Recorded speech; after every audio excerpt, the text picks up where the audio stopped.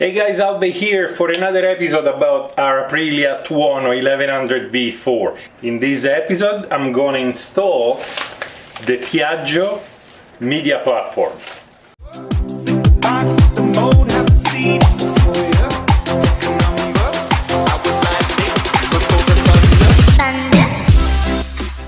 I got myself the Piaggio media platform itself, also known as PMP 2.0, and I also got myself the installation kit for it. Now the installation kit, it's pretty much 2 zip ties and 2 screws. If you got time and you don't want to waste the 10 bucks or 15 bucks that this cost, you can just wing it with 2 zip ties and a couple of screws. Pick up the right screws, but that's about it. When it comes to installation instruction, there is no very much out there. The installation instruction that come with the installation kit, it's pretty much pitiful. It's a bunch of warning informations, not to do this, not to do that, and on page number 3 there is a picture of an RSV4. There is a zoom in portion which is completely discolored, as if it was a copy of a copy of a copy, so you can't quite see what's going on. And there is another picture here that is so discolored that you really can't tell what it is. You got some torque specs, but the torque specs are so minimal, like 0.2 newton-meters, that it's pretty much tight with a screwdriver. Now, in theory, the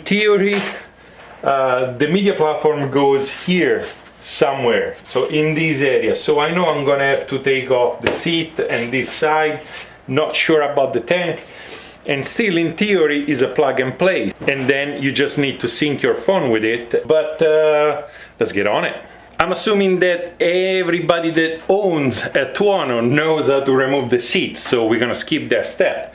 Now, when it comes to the installation, the only thing for sure that I know is that it's supposed to be on the left side of the bike. So the seat is being removed.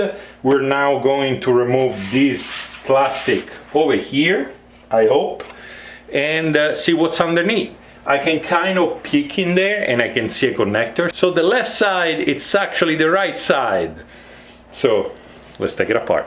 We're gonna start with a 4mm Allen key, and there are 3 screws that we're gonna remove. 1, 1, and 1. So far, as always, first time I'm doing it, let's see how it goes.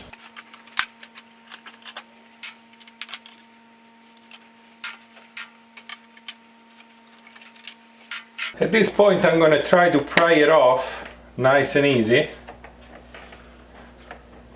It looks like you guys actually have to push it down and out because of those lips over here.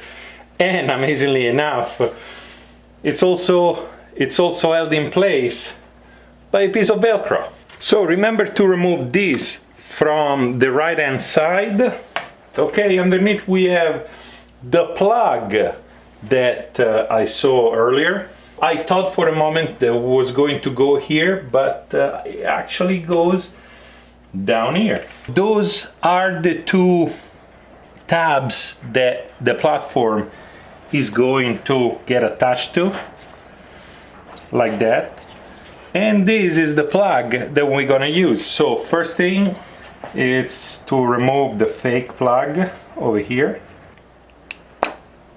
like that. Put this aside, don't throw it out just yet. As always, whatever you remove from the bike, keep it aside.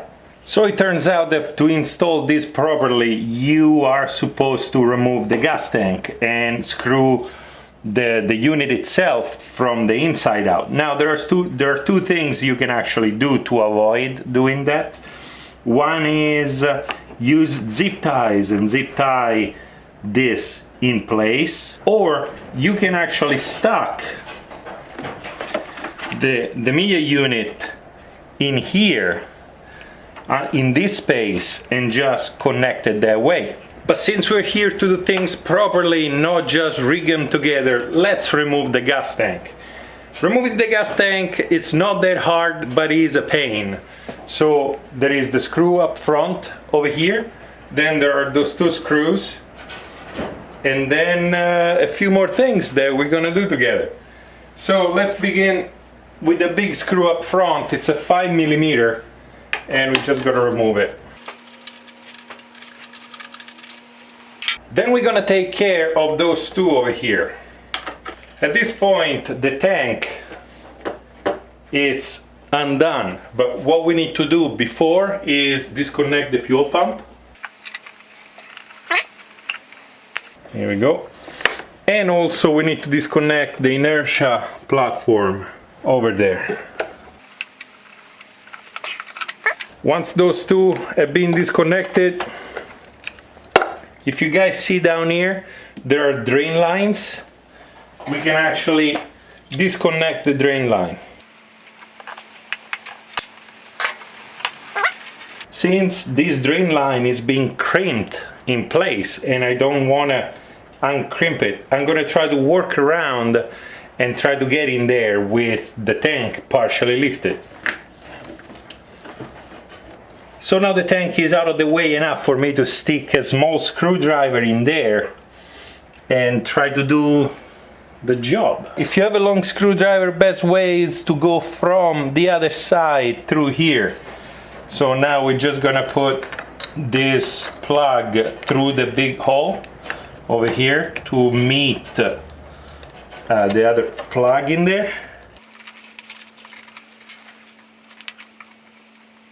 Here we go. Position this where it's supposed to be. And let's see if we can stick those screws in there.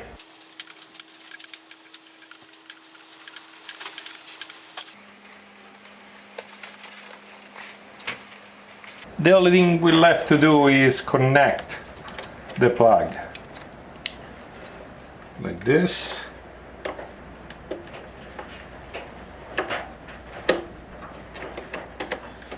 And tuck it in there. It's in. Let's put everything back together. We're gonna remove the sponge up front and drop the fuel tank back where it belongs. Make sure that nothing is pinched, and most of all, remember to plug the drain line back on.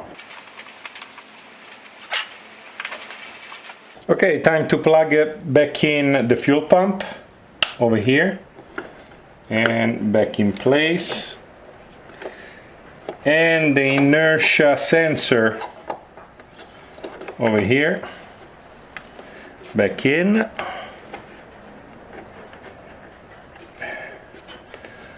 Once those two are plugged back in, time to put those two screws back in place. One over here, one over here. Here we go. And at this point, let's move on that way. Front screw back in place. That's a 5mm, so 5mm. Like we did when we took it apart, we're gonna repeat the steps on putting this back together.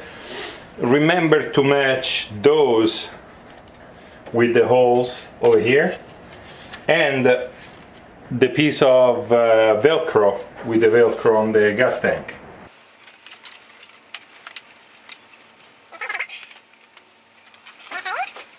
And now I'm gonna put those three screws back in their place.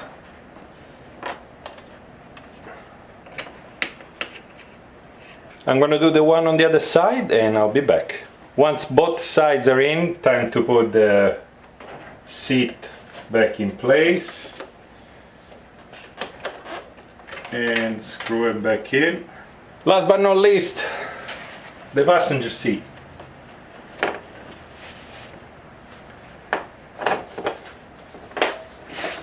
1 and 2. That's it. Last thing left to do is see if it works. So when you guys push the button down there on the handlebars, the pairing button, the message appears, and that message says pairing enabled. Something says BT router down there. Connecting BT router. Okay, enter pin. Apparently the default code is 000. I'm gonna allow to everything. On the phone we have Bruce Springsteen. Down there we have Bruce Springsteen. Well, it seems like it's working. If you guys see down here, there is the V4 lighted up, and also there is the little phone that says it's connected. So for the basic, now I can use the joystick up here to do my things. Another installation is complete. If you guys do not install the media platform on your Tuono, especially if you have a 1718, you are leaving a lot of awesomeness on the table.